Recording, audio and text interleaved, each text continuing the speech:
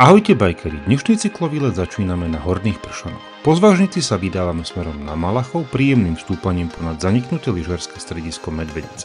Zvyšky lyžiarskeho blechu sa nachádzajú stále popri ceste. Lesná cesta je pomerne široká a v zime sa využíva ako bežkárska trať. Trasa vedie čiastočne po historickom náučnom chodníku v lokalite Ortúty, kde sa v dávnej minulosti ťažila ortuť. Plynulým stúpaním sa pomaly dostaneme až na hrebeň Kremnických vrchov, kde môžeme na skalných plošinách obdivovať výhľady na Banskú Bystricu a hrebeň Nízkych Tatier.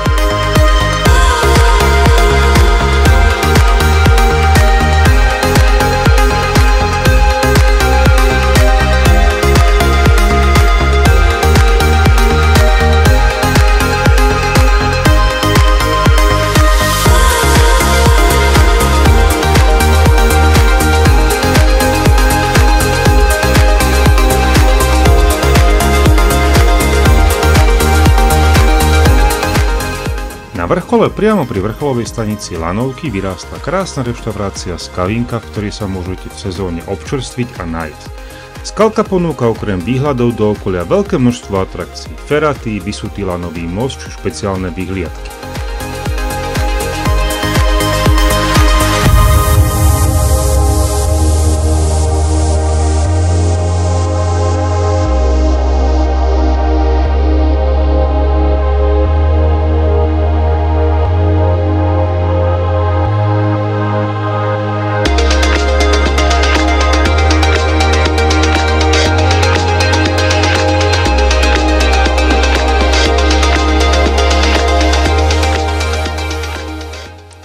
Cez bežkársky areál sa vraciame späť po hrebení smerom k lokalite Tri kríže, ktorá je križovatkou viacerých turistických trás.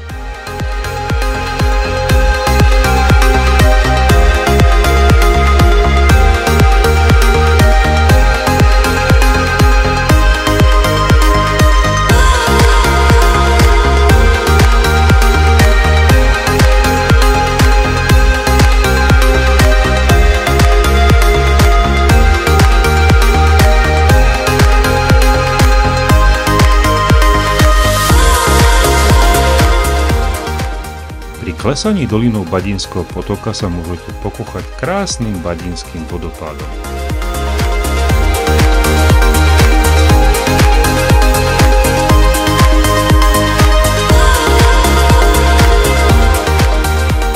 Vracať na Horné Pršany sa budeme cez lúky okolo rozhľadne, ktoré ponúkajú opäť nádherné výhľady na Banskú Bystricu, ale aj Zvolenskú kotlinu.